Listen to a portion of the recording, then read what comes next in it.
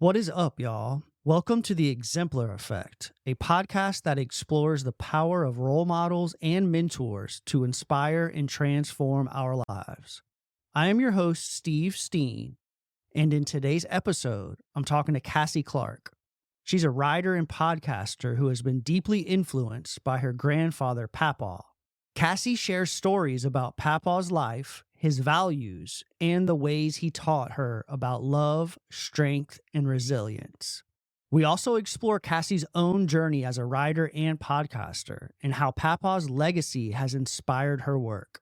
Cassie's story is a reminder that the people we love can continue to inspire us even after they're gone.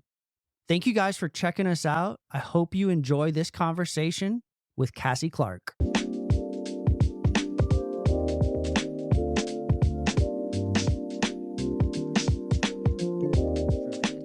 So, Cassie Clark, thank you for joining me today on the Exemplar Effect podcast. I'm stoked to have you. Very excited.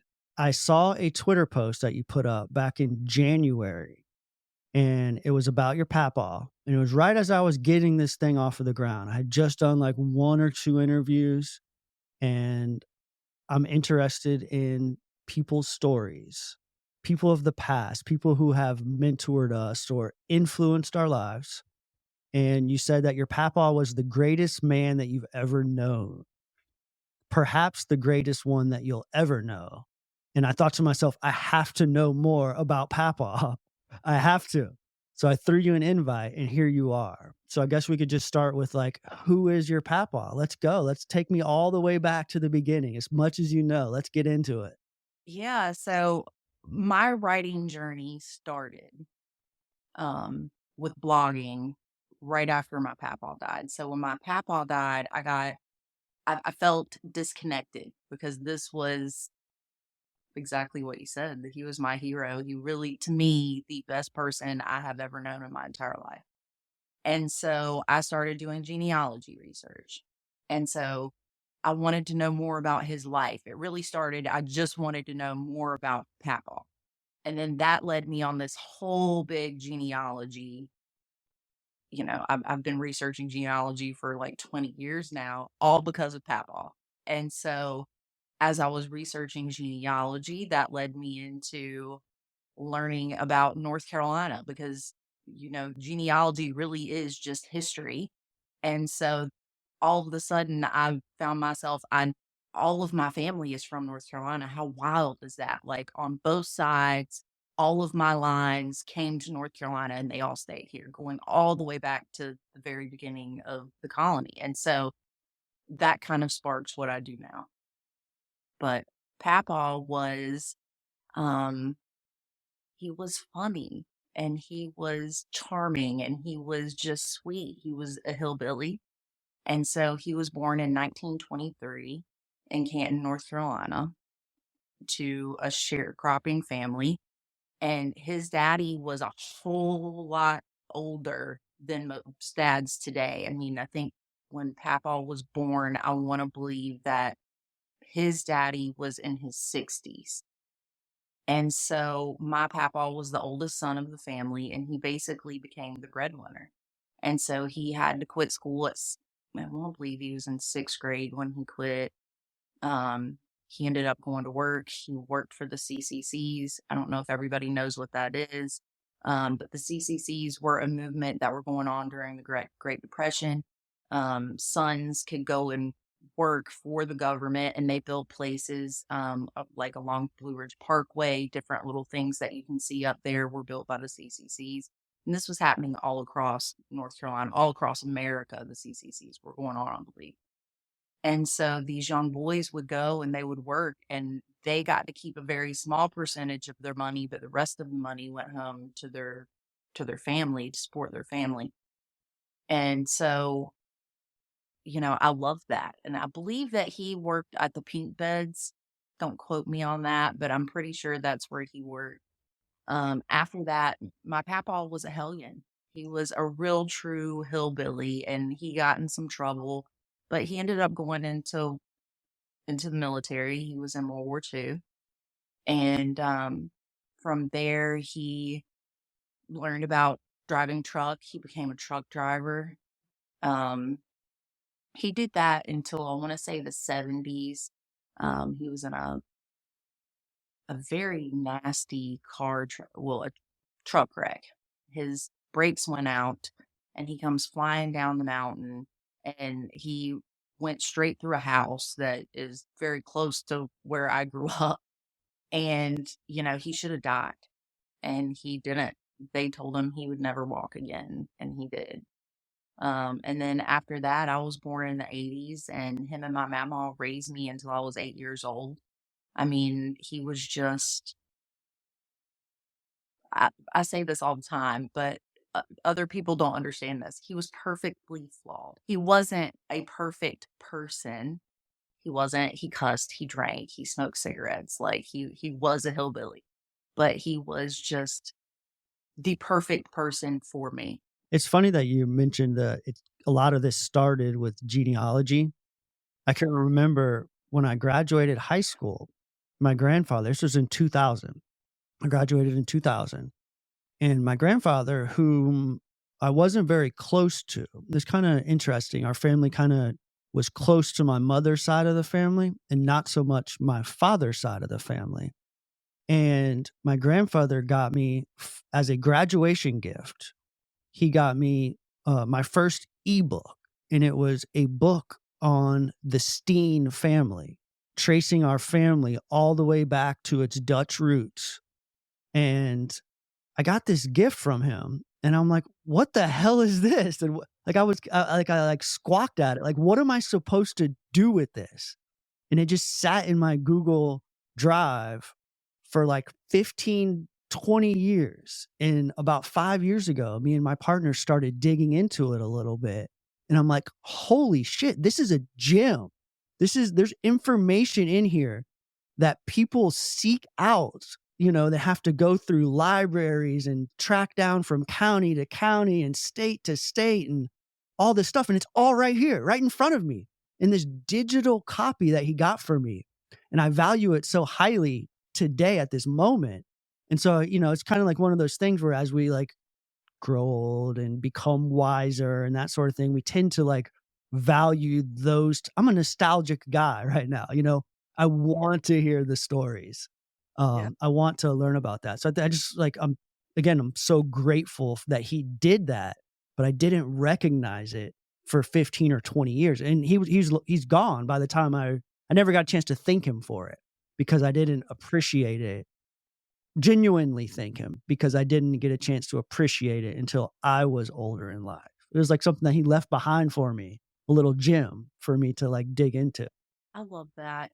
My grandparents, so anybody who grew up with their grandparents, especially if you had hillbilly grandparents, you're submerged in this culture where we're oral storytellers. And so those first 8 years of my life, I was surrounded by stories of, you know, my great-grandparents, my great-great-grandparents, because I didn't even knew my mamaw's daddy was still alive until I was, like, 7, and so I grew up with, Papaw telling me about his family. I grew up with Mamaw telling me about hers. I grew up on stories my Papaw Cochran told about, before there was electricity and having to use chamber pots and before there were cars or airplanes and all these different kinds of things. And I think that kind of makes you fall in love with history. Like you really just don't have a choice. You're just so surrounded by it that it's like your reality. So I've always had that connection to the people who came before just because, I lived in a house with my grandparents for years. And so, I can tell you things about their grandparents, and they remembered things that, when I was little, I was convinced that there were panthers out in the woods because, when my grandparents were little, this is when they were first dying out. When my great grandpa was little, they were still out in the woods. And so for me, that was a real reality that in any time a panther could just jump out and steal me. Like this is what I thought. Um, But yeah, so I mean, it's just this having this connection to your past. It's just ingrained into you. What is your earliest, fondest memory of Papaw? You mentioned like the story, listening to the stories, but what can you like? You said you were there for 8 years, so like, what's the first thing that has stuck with you? The first thing that you can go back to that like, damn, he's a badass. Yeah, Damn, he's a badass. I have a lot, you know. Papaw. So Mamaw was my caregiver. Papaw was the one who wiped tears every day when Papaw came home, up from work or wherever he had gone. He brought home candy every time he left the house. The man brought me home candy, and this is gonna be. I was so spoiled. So my mornings would start, and Papaw would get up at 4 a.m. and he slept in the other bed. So Papaw had PTSD from World War II, and so he would fight in his sleep. And so I was scared of the dark, and I slept with Mamaw, and Papaw slept in the other room so that he wouldn't hurt me in the middle of the night. And he would get up at 4 a.m. and every morning start his day at 4 a.m. And he would get the fire going. And then Mamaw would wake up before me and she would go cook. And then Papaw would go into the bedroom, pick me up, carry me to the table. Mamaw would bring my breakfast to me. I would eat. They would stand me up on the chair. I would get dressed. And then Papaw would go pull the truck down to the driveway and warm it up, and then he would pick me up and put me in the truck and drive me to school, and the first time that my feet hit the floor every day was when he got me out of the truck and put me down and hugged me and kissed me and told me to have a good day at why do you school. think they treated you that way? Because they cherished you being there, or what was it? I think I had it hard. So my parents were 17 when I was born, and they just weren't ready.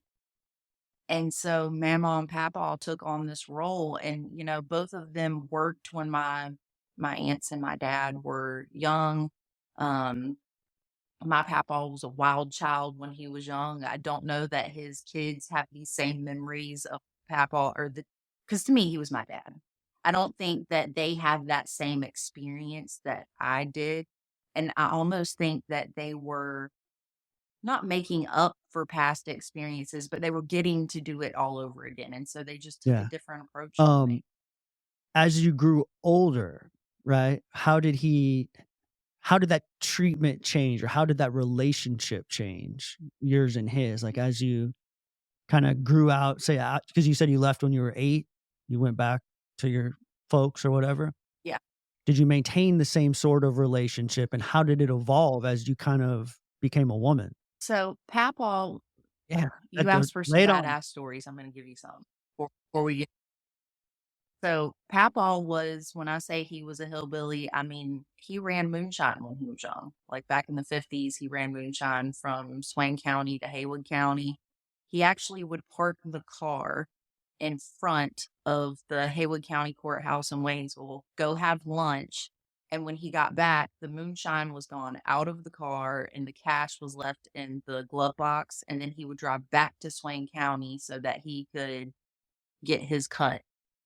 Um, and so he wasn't scared to pull shotguns, and, you know, my daddy wasn't just young, but he was a hellion. And so there was always some kind of crazy drama going on. And I can remember this specific time when I want to say about 6, maybe 7. Daddy had he had upset someone.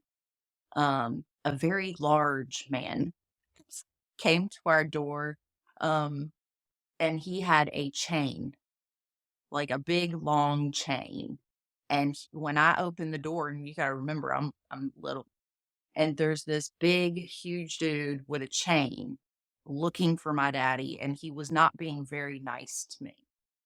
And my papaw had been sitting on the back porch, and he comes in, he kind of pushes me out of the way very gently, and he looks at the guy and he says, "Can I help you?" And the guy's basically starts yelling at my papaw, your son did this and that, and he's got to pay for it. And Papaw looked in his hand and he said, "What do you think you're going to do with that chainsaw?" And the guy's like, "Well, why don't you send him out here? We'll find out." And my Papaw said, "Okay, you hold on 1 second. I'll be right back." And he shut the door and he goes into the other room and he comes back with a shotgun in hand. He opens the door and he cocks it and he said, "How about this? My son's not here right now. And if you don't leave, I'm going to put a bullet in you." And the guy said, "I'm so sorry." And he went and got in his car and left. There are still folks here in Swain, Haywood, and Jackson that do business that way. There still are. There's still a few of those families around. Yeah. I mean, Yeah. I'm kind of that way. And that's where I got it from. But he was not going to let somebody intimidate him. He wasn't gonna let anybody scare me. He wasn't gonna be threatened. It just wasn't gonna happen.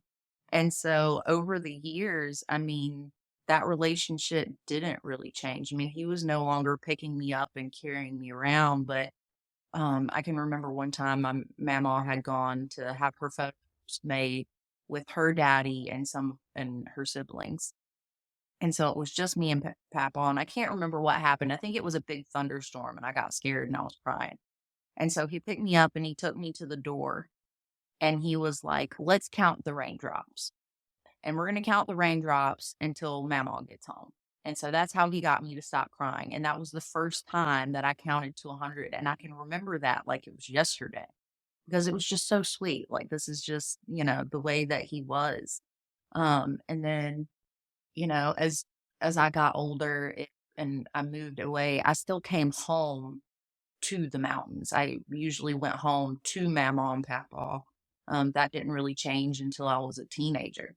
Um, and then they moved back to Wilmington briefly, and so I was obsessed with Mamaw and Papaw, so I would go see them all the time, and they always just treated me differently. I wasn't I wasn't the child, but I wasn't a grandchild either. So here's a great example. If my aunts and uncles or my dad got $100 for Christmas and the grandkids got $25 for Christmas, Cassie got 50. And that was just like Papaw's little way of letting me know, like, you're my baby. When my oldest daughter was born, and this is one of my favorite stories about him. Every time a baby in my family was born, Papaw said, "That's the ugliest damn baby I've ever seen."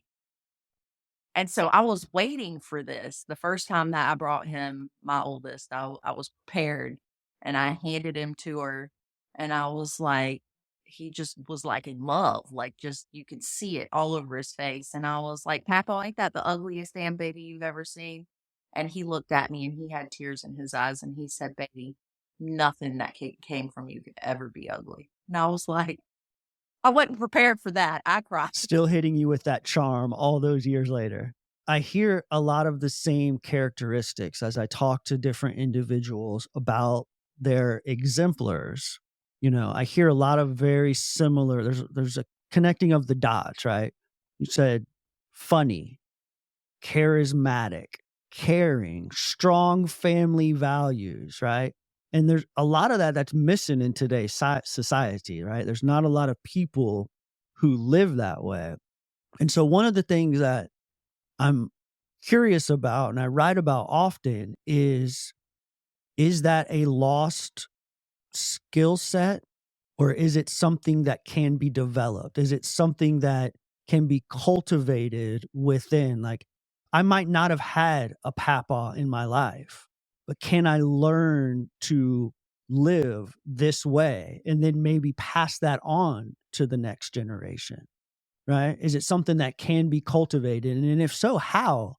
Without the missing piece of the exemplar, the person that kind of passes the torch to us. That I think that's a good question. I don't know. When I think about Papaw's life, here's someone who as a child was out working to support his family and he did it. And we're talking about somebody who went to World War II. And then when he came home, he took the money that he got paid and he built his family a house.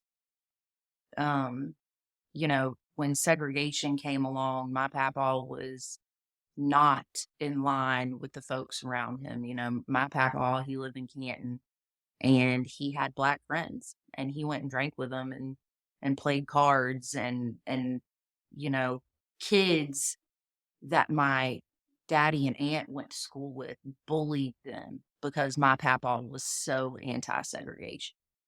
And he when he got in that truck wreck back in the 70s before I was born, they had to use the jaws of life to pull him out. And he's lucky he didn't die. And then they told him he wasn't going to walk ever again. And he was like, "You watch me."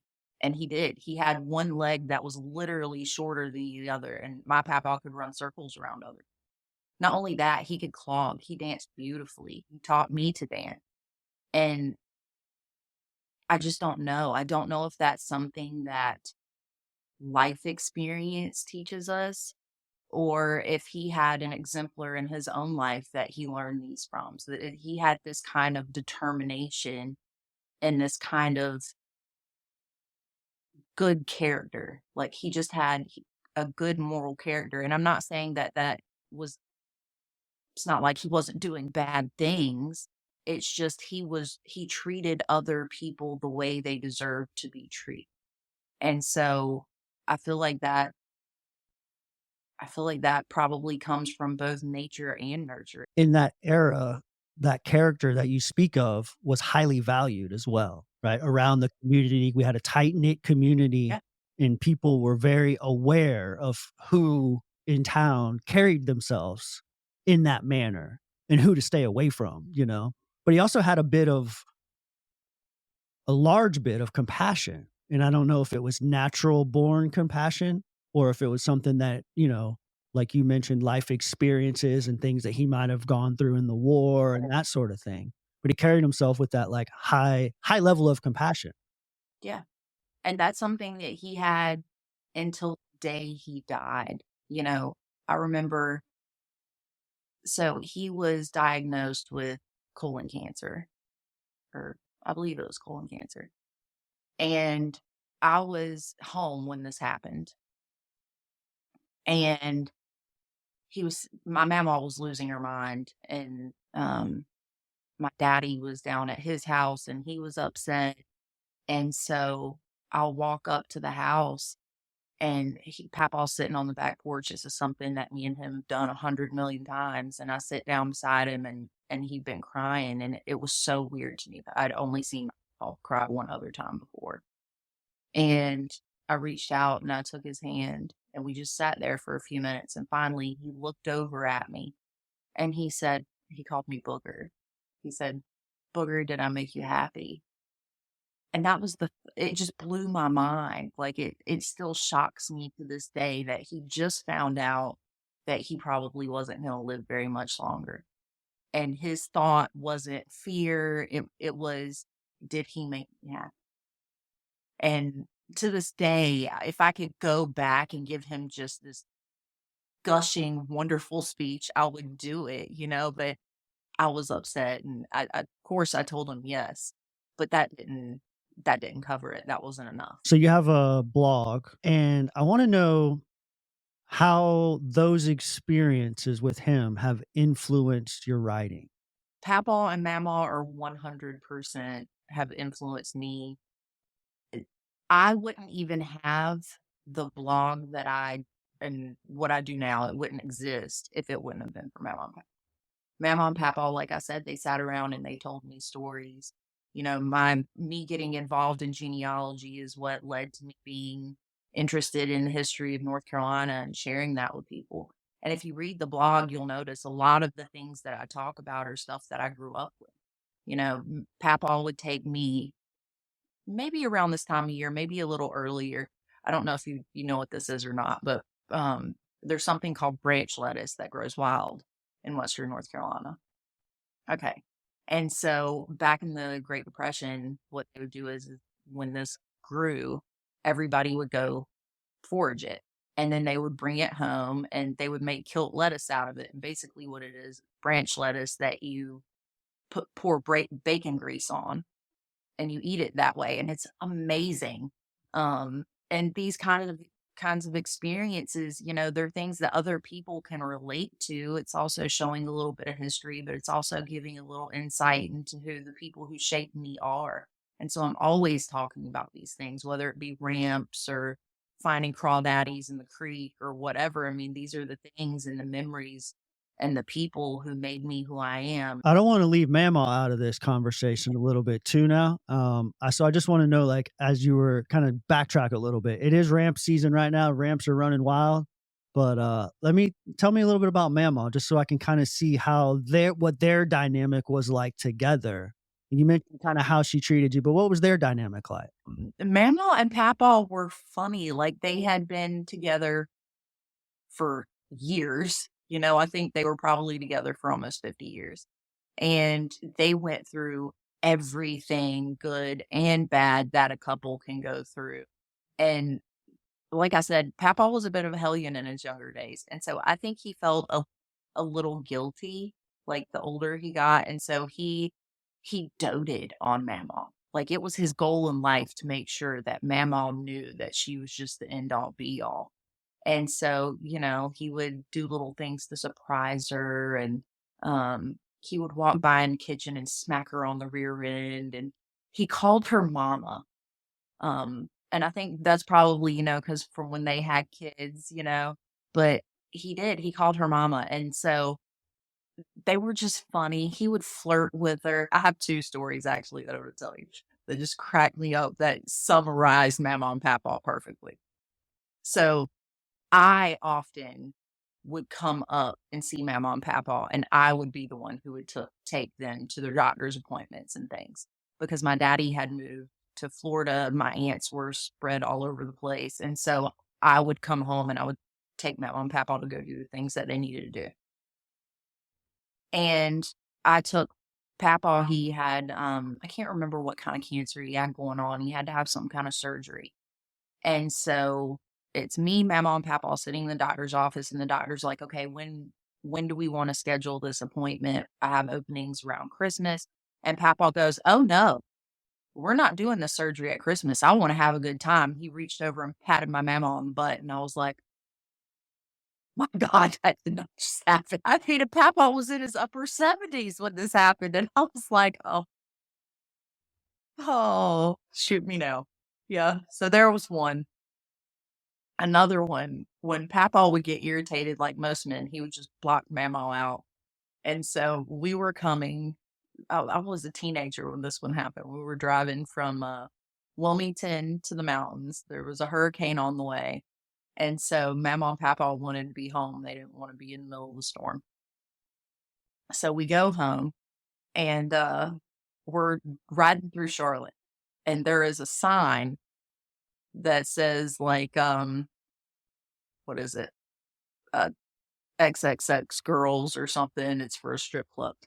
And Mamaw, the whole time, the whole ride, she'd been talking to Papaw, and Papaw was sitting in the back seat, and he would go, "Huh? Huh?" And real quietly, when Mamaw sees this sign, she leans over and she goes, "I can't believe they have titty bars." And my Papaw sat straight up and goes, "Titty bars? Where?" Oh, and she just turned around and looked at him, and she was like, "I know you were listening the whole time." I love it. That's You're the like, yeah. perfect person to write about North Carolina culture because of it, because it's so diverse and because it covers such a wide array of individuals, yet we have so much in common. You moved out east when you were young, but you still have your heart in the mountains. Mhm. So I want to know what it felt like as a young person when you did come back home to the mountains, and what were those experiences like? What did it feel like inside? Moving to Wilmington was earth-shattering for me because I had I mean, like I said, I had it good with my mom and papa. I was spoiled, and so I'd never had that kind of, um, parental overview as I did after I first moved in with my mom, and so that was hard. It's not something that it was a complete change in, my household. And then it was being away from everything I'd ever known. I every day as a little girl, Mama would we would have I grew up on a cattle farm. And so we would walk and check on the cattle and all this kind of things. You know, at night, the creek that was behind the house would put me to sleep. There were lightning bugs everywhere. I mean, we were in the country. I got to run free. And then all of a sudden, I'm in a city. Everybody talks different.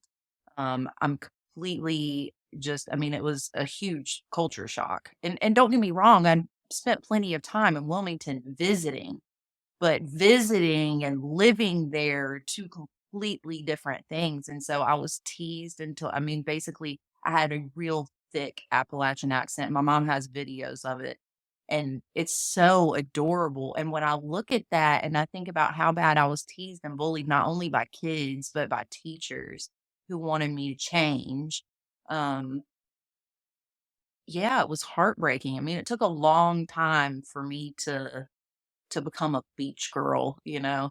And but whenever I would go home, I would get to be me. And so it was a relief that that was always there. And so, you know, like when Papaw died, my daddy died not very long after my Papaw. My Mamaw developed Alzheimer's. And so I kind of lost this connection with home. And for years I didn't go. I didn't go back to the mountains for years. And now, probably, I want to say about 5 or 6 years ago, we started going to the mountains every year. And I realized as a hillbilly, if you don't go home, it makes you a little crazy. And so I tell my husband, like, once a year, I'm like, okay, it's time to start planning my trip. Because if I don't go home, we know what I'm going to be like for the rest of the year. And so once a year, I go home and it lets me, you know, submerge myself in that culture and be around all the things that I grew up knowing and being around things like ramps and stuff like that. And it makes Yeah. me feel whole. Had to be difficult losing everybody kind of at that similar time in your life, right? Can you kind of talk a little bit about that process and kind of how you coped with some of that? Not well. So yeah. I mean, I lost Papaw in 2004. And for me, that was earth shattering. Because don't get me wrong, I have a mama and daddy and I love them endlessly. They are wonderful, wonderful people. But Mama and Papa were special. There's something about that bond that you make when you're that little that kind of supersedes everything else. And so to me, Mama and Papa in a way were like my parents. And so losing him, especially him, and don't get me wrong, I love my mama more than anything. But Papa had always been my rock. When something went wrong, it was Papa I went to. When I needed someone to make me feel better, it's Papa I went to. When I needed someone to make me feel safe, it was Papa that I went to. And so losing him was just earth shattering. And I thought it could get no worse. And then 5 years later, my dad died in a awful um, motorcycle accident. He was in a coma for about 2 months, and everything about that was traumatic. And my daddy and I never had that relationship that I'd have with Papa. And so I always kind of had in my mind that as he got older, he was going to become Papa. Because I knew the stories about my Papa when he was younger and he was wild and doing things he wasn't supposed to be doing. And so I thought, you know, one day daddy's going to be like Papa. That's what he's going to be like for my girls. And then it was like I got robbed of that. And so when he died, he and I weren't speaking, which made it even worse. Um, I I pretty much face dove when my dad died because then at this point my mama had Alzheimer's. It was like I lost my connection to my roots. I lost these guiding forces in my life, and I was still pretty young. I mean, I was in my mid 20s when daddy died. I was in my early 20s when Papa died. Um, and so I just felt alone, you know, because I had my mom, but mom comes from a different culture, a different, you know, these things that are really because I'm very hillbilly and my mom's not. And so it was like I lost not only family, but I lost this connection to a part of myself. And so it took a long, long time for me to kind of get over that. Like I said, it took me a long time to even go back home. And then once I figured out that I was denying my children that part of me, and I decided to start talking about it, blogging about it, and taking my kids home and showing them the things that I had learned, things that Mamaw and Papaw taught me. It was like it sparked something. Being the self-identified hillbilly that you are, I know that you still talk to Papaw. How does that come out, and what I does do. it sound like? So when I go home to the mountains, I stop and see Mamaw and Papaw and Daddy nonstop. It's kind of funny. I don't have my accent anymore, but I still use their words, if that makes sense. Um, so I say things like "Cy Godwin" and "Gom," which people around here don't even know what that means. Or I'll be driving down the road and somebody will pull over in front of me, and I'll say, "Did you see how they just pulled up and stopped in the middle of the road?" You know, like, so I still have the Appalachian vocabulary, but I don't have that accent so much anymore, and I really have to I hear it in my head, which makes it even funnier 'cause you've read my blog. My blog actually sounds like what I sound like in my head, which is actually pretty Appalachian. It's funny that you say that because when I read your blog, that's how I hear it in my head. I hear it, but Yeah, I'm also around it every single day, yeah. in my life living here, so but that's how I hear it. That's how I read it in my head. So when I go visit Papaw's grave and I sit there and I talk to him and I don't talk out loud, I talk to him in my head, and to me, it sounds very Appalachian, you know what I mean? And that's how those conversations go. I use the words in my head that he would have used, and I know he understands me. If you had a chance to speak to him face to face once again, what would you say? I would let him know that he made a difference. I would let him know that for me, he was everything, 100%. What about conversations with your children? How do you deliver that to them? How do you deliver this such a special part of your life to them currently? Oh, I mean, they know 100%. I've never hidden anything from them. They know, Mamaw and Papaw were my world, and without them, I could have been in an orphanage. I could have been in foster care. Like there's no telling where I would have ended up. And Mamaw and Papaw weren't rich people. They didn't have the money to take me in. They didn't have the money to raise me. I mean, I know that this had to have been hard for them. And not only that, but my grandparents were older when my daddy was born. They were in their 40s. So by the time I came along, they were in their 60s. And it didn't matter. To them, blood was thicker than water, and they were going to do what needed to be done. And so, I don't know that families still do that anymore. I hope they do. But I know even if they were to come back today, if they were here right now, anybody who tried to harm me or anything that they could do to save or protect me, they would still do it. And I wish that people Yeah. were like that about their family still today. And so, I mean, my kids know, I've always taught them. I'm very hillbilly about that. You two are all you've got. Look out for each other. You know, make sure that you are treating your family with love and the respect that they deserve because blood is thicker than water. At least in our culture and our heritage, that's a big deal.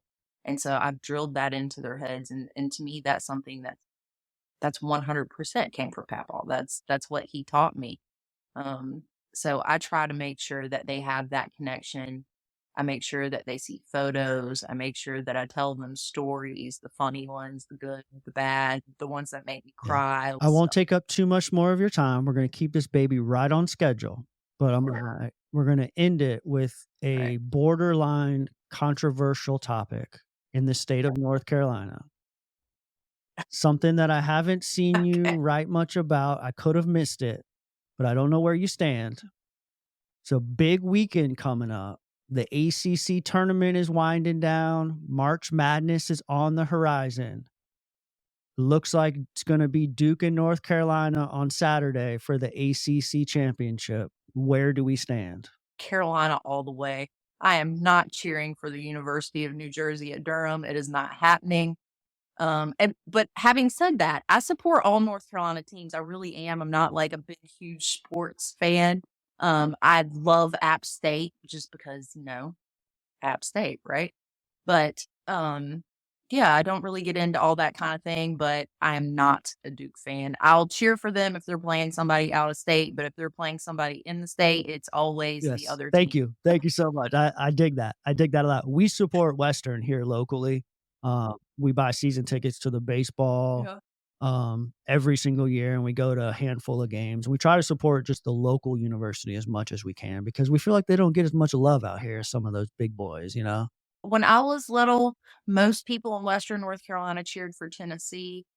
When I started noticing some of the things that App State was pulling off on the football field, I was like, I think I've just found my new favorite team. That's how I ended up in Western North Carolina as a hated Floridian.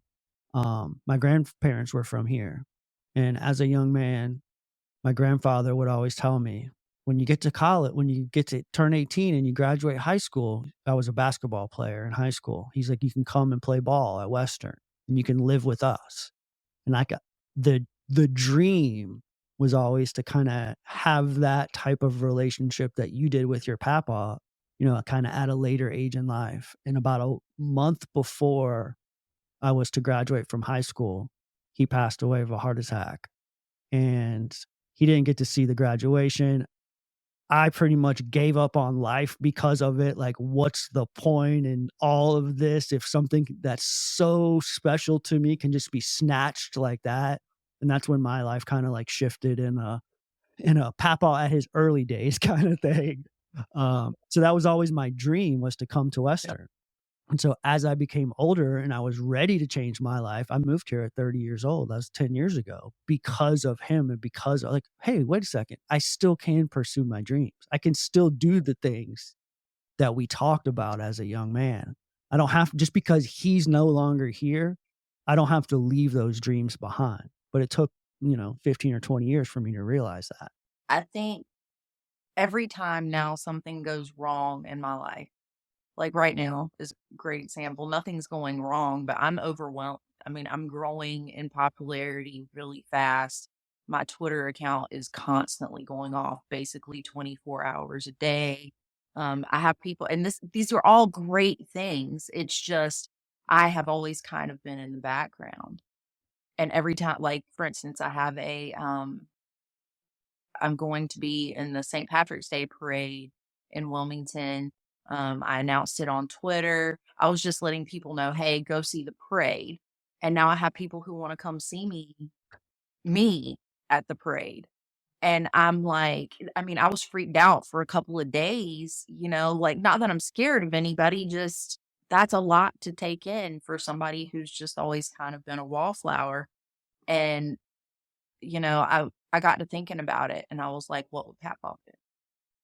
Papaw didn't back down from nothing. Papaw wasn't scared of anything. When things got hard or when things got tough, Papaw put on his boots and he went out and he did what needed to be done. And so, every time that I get a little scared or I get a little nervous and I'm like, I can't do this, maybe this is too much, I remember Papaw and I'm like, no, Papaw didn't quit. The man, they told him wasn't ever going to walk again and he shocked them all.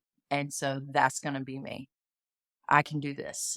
And I remind myself of that all the time. You got people driving from all over the state to come to this parade, don't you? I mean, there's been like 4 or 5, and I'm like, and that's not a big deal. It's not like famous quality. You know what I mean? It's just like, wow, like that's amazing that there's people who've been following me so long and listening to the podcast and following the blog and, on social media that they actually want to meet me. And like I said, that's a great thing. I don't want anybody who's listening to think that I'm like, oh no. It's just that, like I said, I mean, I'm a writer. Writers, we sit behind a screen and we put something out there. It just shows that they value your work and value the things that you've put out. Speaking of, where can people find you? Where can people listen to your podcast? How do they get to your blog? How do they interact with you? Yeah, so everything basically is under Where the Dogwood Blooms. And so my website is www.wherethedogwoodblooms.com. I talk about North Carolina culture. We're talking about all aspects: food, language, history, art, like everything. I talk about literally everything. I share family stories, all kinds of stuff.